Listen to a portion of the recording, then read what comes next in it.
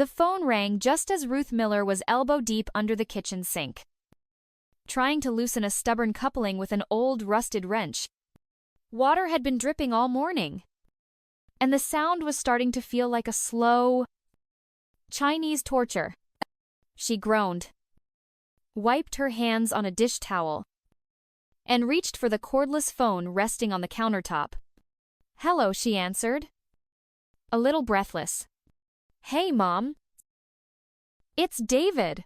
Her son's voice sounded tight, cautious, and Ruth felt it instantly. That instinct every mother knows. Something was wrong. "What is it?" she asked, her tone flat, bracing. There was a pause. Then David cleared his throat, a sure sign something unpleasant was coming.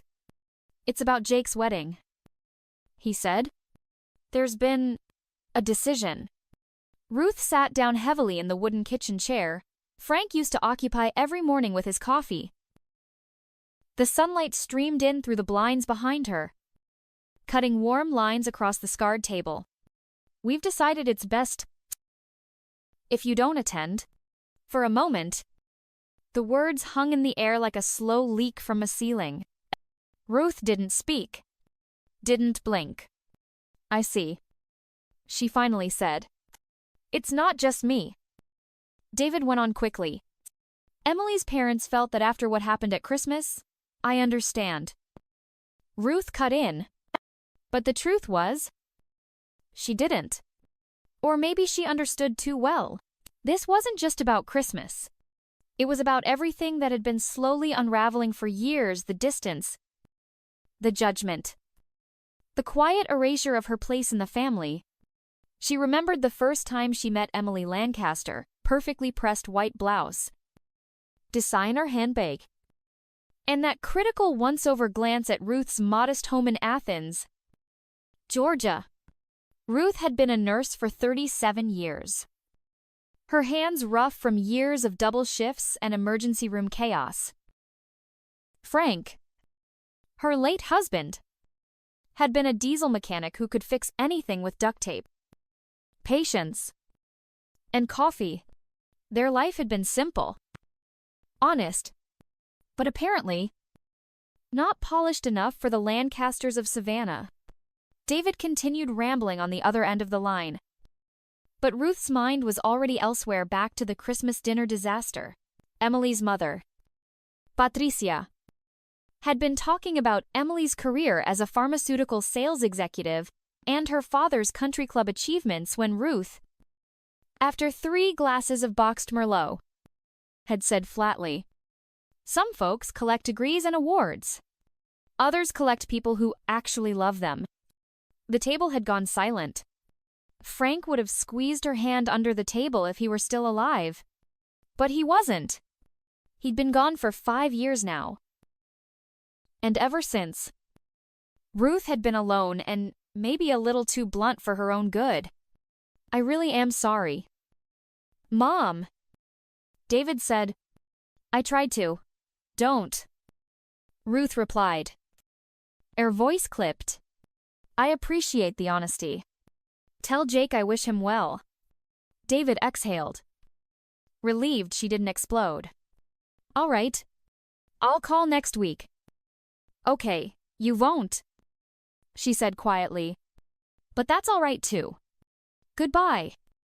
"David," she clicked the phone off, set it down on the counter, and stared out the window at her backyard overgrown hedges, a bird feeder swinging lazily in the breeze, and Frank's old garden tools still hanging on rusty nails in the shed. It felt like someone had scooped out her chest and left a hollow that echoed, "Not invited," to her grandson's wedding. Jake, who used to sit on her lap while they watched NASCAR together, who helped her fix the lawnmower when he was 10, who once told her he wanted a Harley more than anything else in the world. That Jake had just gone along with it. She walked back to the sink where the wrench still lay on the floor. The faucet was still leaking. "You always said there was no problem too small to fix," she muttered aloud, hearing Frank's voice in her head. But this This wasn't a leaky pipe. This was a crack in the foundation. And Ruth Miller, 68. Stubborn. A widow with a bad hip and calloused hands made a decision right there in that moment. If they didn't want her at the wedding, fine. But she wasn't going to be forgotten. Not by Jake. Not by anyone. Not yet. The motorcycle. The wedding. And Grandma Ruth Part 2. The hollow and the dream. The house was too quiet. Ruth wandered into the living room, still gripping the now silent phone like it might ring again and offer her a different version of reality. She placed it gently back on the charger, then stood in the doorway between the kitchen and the den, her eyes tracing the photographs lining the walls. There was one from the year Jake turned 11, him and Frank, crouched beside a push mower, both wearing matching grease-stained t-shirts. Frank had a wrench in his hand. Jake had a peanut butter smudge on his cheek, and the kind of grin that could melt solid steel. She reached out and touched the frame. Frank had been gone 5 years, but the absence still walked beside her like a shadow. When he died, he took with him the only person who knew how to temper her sharpness, who could pull her back with a raised eyebrow or a quiet, easy now. Ruth. Without him, she'd become more direct, less patient. And people like Emily Lancaster's family didn't know what to do with women who spoke their mind without apology. She dropped into her worn recliner by the window, the seat that still held Frank's imprint, and stared out at the overgrown garden. Ivy strangled the fence line. The bird bath was crusted with algae. The world had moved on. And somehow, she'd stayed still. And then her eyes landed on something else. A small leather-bound notebook resting on the edge of the coffee table. She picked it up slowly. Inside were pages of notes she used to keep for Jake birthdays. Little quotes he liked. Even a list of things he once told her he wanted when he grew up. She hadn't opened it in years. Flipping through, a single line jumped out. Written in her shaky cursive 1969 Harley Shovelhead, coolest bike ever. When I grow up, I'm getting one. Jake. Age 13. A warmth bloomed behind her ribs. She remembered the moment, exactly. They'd been sitting in the garage, leafing through a dog-eared copy of American Iron magazine that Frank used to subscribe to. Jake had been transfixed by a glossy photo of the Harley, its black frame shining like a beast on fire, chrome pipes gleaming in the sunlight. "I'd ride that all the way to California," he'd said, eyes wide. "Just me. The road. And the wind. Where would you even sleep?" She'd teased him. "Inspiration doesn't need a mattress." "Grandma," he'd replied. "Dead serious." She laughed now. Just a soft breath of amusement. Lord. That boy had always been a dreamer. But he also had Frank's hands strong, capable, eager to build something real. And suddenly, just like that, an idea slipped into her heart. If she couldn't be at Jake's wedding, she'd send a piece of herself anyway. Not flowers. Not a check. Not a card stuffed with polite regret. A gift. A gift that said, "I still believe in you. I remember who you are." Even if everyone else forgot. She would find that Harley. She would restore it with her own 2 hands. And she would remind Jake and the rest of them that Ruth Miller wasn't someone you erased just because she made you uncomfortable at Christmas dinner. The plan felt wild. Unreasonable. But so had a lot of things in Ruth's life, like putting herself through nursing school at 40. Or patching Frank's leaky roof in the middle of a thunderstorm because he'd thrown out his back.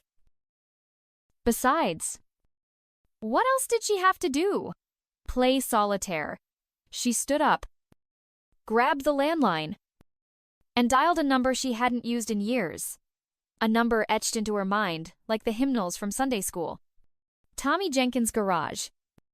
A gravelly voice answered. Tommy. It's Ruth Miller. A pause. Then laughter. Well? Hell must have frozen over. You still kickin'. Woman, barely. She smirked. But I've got a job for you. One that smells like oil and regret? Now you're speaking my language. The motorcycle. The wedding. And Grandma Ruth Part 3, oil. Regret. And the first bolt Tommy Jenkins pulled into Ruth's gravel driveway in a dented blue Ford pickup that looked like it had survived a war and maybe started one. The engine rattled. The muffler groaned. And when he stepped out, he greeted Ruth with a smirk and a loud crack of his knuckles. Still livin' in this same creaky farmhouse, he said, squinting into the sun. Still wearin' that same ugly hat she shot back. Touchy. Tommy was exactly as she remembered, stubborn, sarcastic, and loyal to the core. He'd served with Frank in Vietnam, stayed close over the decades, and was one of the few people who didn't flinch when Ruth spoke her mind. He was also the only person she trusted to help bring her ridiculous idea to life. They sat on the porch for a bit. Ruth handed him a glass of lemonade, and he pulled out a rusted tin of chewing tobacco. You're serious about this? He asked finally. Restoring a 1969 shovel head from scratch. I'm not restoring it from scratch, Ruth said, straight-faced. I'm restoring it from garbage. Tommy laughed, then stopped when he realized she wasn't joking. I'm not rich, Tommy, she added, but I've got a little saved. And I'm not looking to impress anyone. Just want it to run. Shine a little. And knock some sense into a boy who forgot who he is? Tommy tilted his head, squinting. All right then. I know a guy. Of course you do. The next morning, they drove 2 hours to a junkyard outside of Augusta, a place known more for buzzards and busted-up trailers than buried treasure. The sun was brutal. The smell of oil and rust sharp in the air. And a wild-eyed man named Vernon ran the place with a shotgun over his shoulder and a toothpick in his mouth. I heard you've got a '69 Harley in your yard, Tommy said. Vernon snorted. I got 3 motorcycles that used to be Harleys. One might even have its name still on it. Let's see it, Ruth said. They followed Vernon around piles of broken fridges and half-eaten car frames until he stopped beside what looked like the skeletal remains of a motorcycle under a tarp. He yanked it off. And there it was. Or what was left of it. The black paint was chipped to hell. The chrome was more rust than metal. The seat was split wide open. Foam guts exposed. But the bones were there, the tank shape. The frame. The spirit. It was a Harley shovelhead. Barely breathing. But not dead. How much? Ruth asked. Vernon scratched his chin. For you, 900. Tommy coughed. You serious? That's a parts pile. I'm serious, Vernon replied. Because if you don't take it, I will? Been meanin' to fix her up for 15 years. Ruth opened her purse and counted out the money in slow, quiet determination. You're crazy, Tommy muttered as they loaded the bike onto his trailer. Yep, she said. But if we're lucky, crazy might just ride again. Back home. They rolled the Harley into Ruth's garage, a dusty, half-forgotten space that had once been Frank's kingdom. Tools still lined the pegboard. Old coffee cans filled with screws and bolts sat on the shelves. On the back wall, covered in grime, was a faded poster of Steve McQueen. Tommy ran a hand over the bike and let out a low whistle. It's gonna take work, he said. A lot. I've got time, Ruth replied. What I don't have is patience for second-guessing. Tommy turned toward her, eyes narrowing. You're really doing this to prove a point, Aren't you? Ruth paused. No, she said. I'm doing this because Jake deserves to remember who he is. Before the suits and the city slickers? Before all the people telling him how to live? This bike is a bridge back to the kid who used to dream out loud. Tommy nodded slowly. Well then, he said, cracking his neck. Let's get to work. Grandma Moses. She reached for the first wrench. Let's build a damn miracle. The call came at 7:42 p.m. on a Wednesday. Ruth had just finished scrubbing down the shovelhead's gas tank when her phone buzzed on the garage windowsill. She wiped her hands, picked up, and saw a text from her neighbor's daughter, Lisa, who happened to work as a junior event planner at the Riverstone Lodge, the fancy venue hosting Jake's wedding. Hey Ruth, not sure if you heard. They bumped the wedding up? It's this Saturday. Just a heads up. Ruth blinked. Then read the message again. She stood frozen for a second, like someone had just unplugged her brain. Then she dropped the phone, ran her hand through her thinning hair, and muttered, Oh, you have got to be kidding me. Saturday. That was in 3 days. 3 days. She thought she had over a week left. Now she barely had time to finish the paint job, let alone do a full safety check. Ruth looked at the motorcycle, stripped down to parts and promise, and felt a rush of panic press against her ribs. She grabbed the phone and called Tommy. Change of plans, she said, as soon as he picked up. Wedding's in 3 days. There was a beat of silence. Then, well, hell, I know. Think we can finish, I don't know. Ruth admitted. But we're gonna try. The next morning, the garage smelled like coffee, grease, and something that felt like desperation. Ruth had been up since 4 a.m. Organizing tools, lining up parts, wiping down everything that didn't move. Tommy pulled in just after 5, carrying a thermos in one hand and a donut in the other. You look like you haven't slept, he said. I haven't. Good. He grinned. Let's put that insomnia to work. They got straight to it. Tommy focused on the engine block, double-checking the crankshaft, pistons, and valves. Ruth handled sanding, priming, and prepping the body panels for paint. Her hands ached from the cold steel. Her back screamed every time she bent over. But she didn't stop. They barely spoke that day, no time for jokes or old stories. Just the language of work tools clanking, bolts tightening, engines humming, and minds racing. By sundown, the frame had been repainted, and the engine was half reassembled. But the carburetor wasn't tuning right, and the rear brake drum looked warped. They were behind. Way behind. That night, Ruth lay in bed staring at the ceiling fan, turning slowly overhead. Her body ached in ways she hadn't felt since nursing shifts during flu season. But the pain wasn't what kept her up. It was the doubt. What if they couldn't finish? What if it didn't start?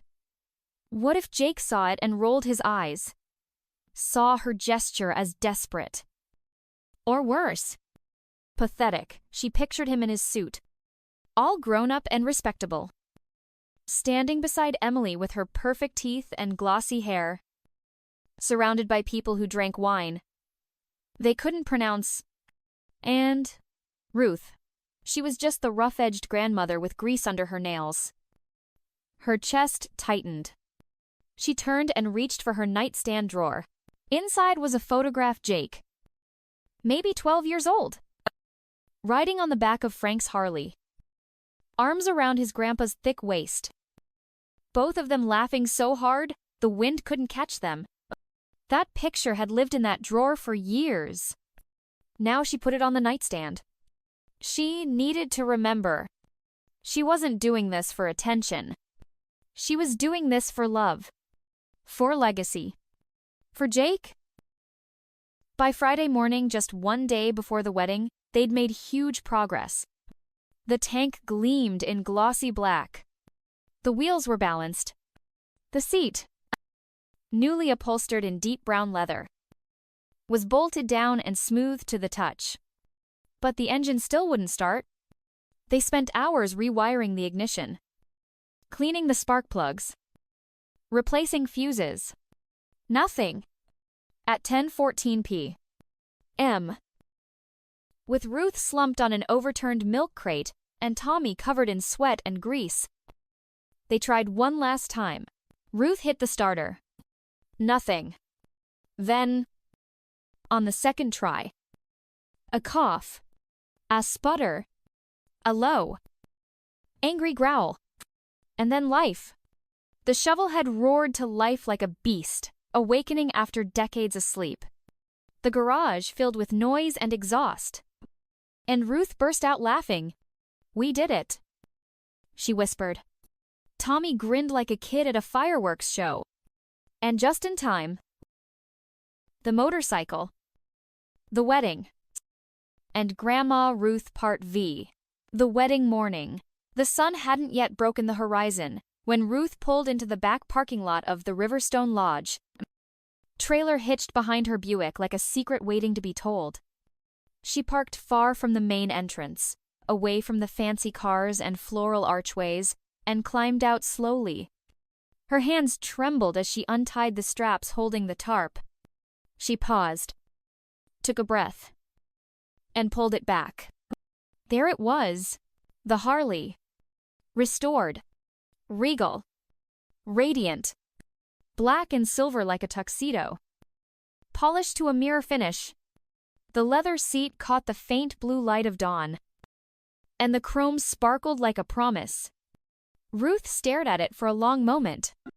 Then, she pulled a small envelope from her coat pocket, taped it to the handlebars, and stepped back.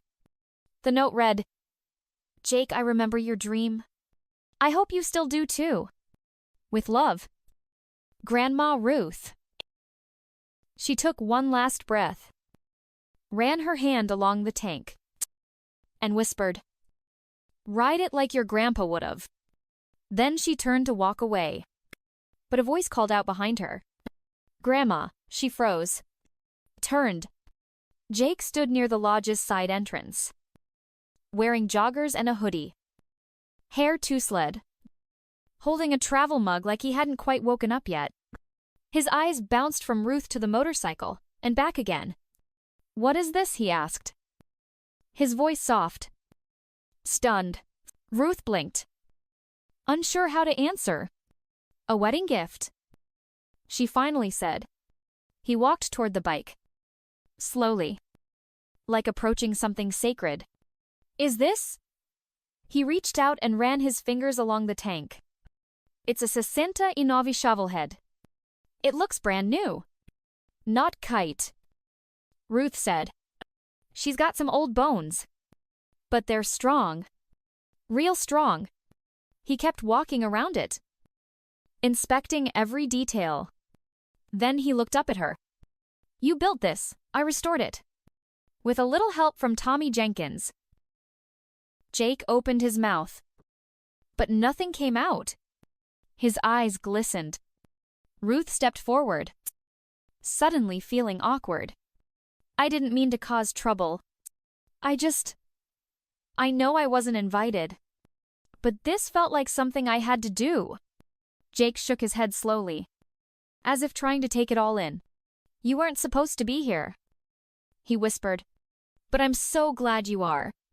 He walked up to her taller than she remembered, broader, and wrapped his arms around her. It wasn't a polite hug. It was tight, real. "I missed you," he said into her shoulder. Ruth's throat tightened. She hadn't expected tears, but here they came anyway. "I missed you too, sweetheart." They stood like that for a long moment, Then Jake pulled back, wiping his eyes. Emily has to see this, he said. My God. The whole world should see this. Maybe just start with her, Ruth said gently. He smiled. But your folks, she added cautiously. I don't want to start a war. Jake looked her dead in the eye. Grandma, if anyone's got a problem with you being there, they can take it up with me. Ruth swallowed hard. You sure about that? Absolutely. Just then, the lodge's side door creaked open again. Emily appeared in a white robe, holding her phone. Her eyes landed on the motorcycle, then on Ruth, then on Jake, and her mouth fell open. What? Is that? Jake grabbed her hand. Our new ride. Emily blinked. Is that the one you used to talk about, the Harley from those old magazines? Jake nodded. Grandma restored it. For us. Emily walked closer, almost cautiously, and then broke into a grin. It's gorgeous. She turned to Ruth. I'm so sorry for everything. Truly. We wanted you there. I did. I just didn't push hard enough. Ruth waved her hand. It doesn't matter. I'm here now. Jake grinned, then looked down at the bike again. Can I start it? Ruth said. It's yours now.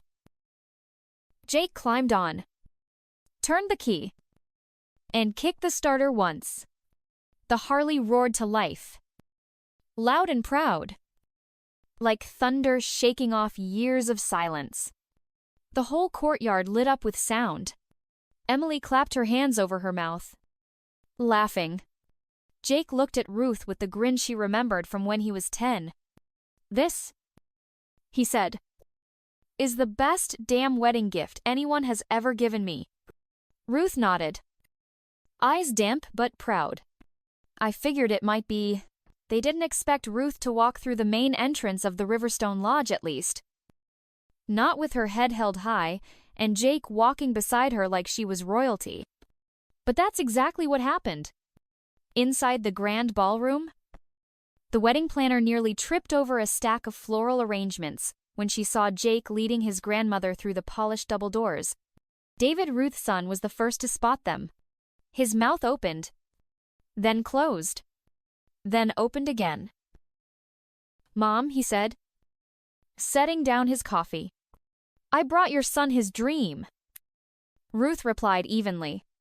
Emily hovered nearby, one hand resting gently on Ruth's back in subtle solidarity.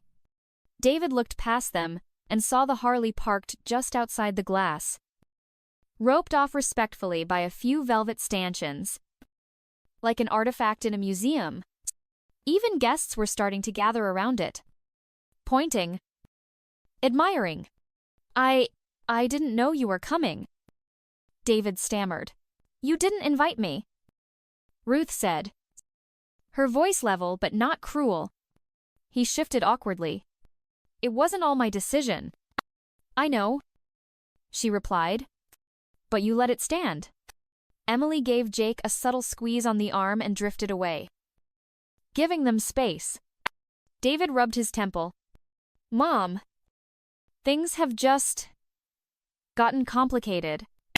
Veronica, Emily's parents. They thought maybe it was best to avoid me, Ruth finished for him. Avoid me?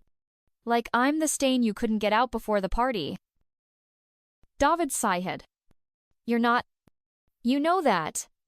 Ruth looked him square in the eye. No. David, I don't know that. Because lately, it's been easier for everyone to pretend I'm just the cranky old woman who says too much and doesn't know when to leave things alone. But what I am is someone who remembers where this family came from. I'm someone who's patched, scraped knees, worked doubles to buy Christmas presents, and taught your son how to use a damn wrench. David's eyes dropped. And today, Ruth continued, her voice softening, I showed up, not because you wanted me here, but because he did. He looked up slowly. Jake Ruth nodded toward the front doors. Jake stood outside, showing the motorcycle to a cluster of young cousins. Laughing lighter than David had seen him in weeks. He invited me himself, she said. And not out of guilt. Out of love. David swallowed hard. He's always loved you. Then maybe it's time we stopped pretending that love only counts when it's convenient. There was silence between them. Heavy. But healing. Then another voice joined the mix. Mrs. Miller. Ruth turned. It was Patricia Lancaster. Emily's mother, wrapped in a navy blue shawl, wearing pearls the size of marbles, and a tight, polite smile. Quite the spectacle. Patricia said, nodding toward the Harley. Everyone's talking about it. I'm sure they are. Ruth replied. That was the idea. Patricia gave a clipped little laugh. You do have a flair for the dramatic, and you have a flair for exclusion. Ruth shot back, her tone calm but unwavering. Patricia's smile tightened. Look, I understand this means a lot to Jake. And I may have underestimated the impact you have on him. Ruth tilted her head. That your version of an apology? It's a start. Ruth nodded slowly. Then here's mine. I'm sorry for embarrassing you at Christmas. I shouldn't have said what I said. Not because it wasn't true, but because it wasn't the time. Patricia looked surprised. Well, thank you. Now that we've both eaten a little humble pie? Ruth said. What do you say? We try being a family today for their sake. Patricia glanced toward Emily, who was adjusting her veil near a mirror. Laughing at something Jake whispered to her. That? Patricia said. I can do. Later. As guests took their seats and the music swelled through the ballroom. Ruth found herself sitting in the second row, not the back. Not hidden, but where family belonged. Jake stood at the altar, pride in his posture.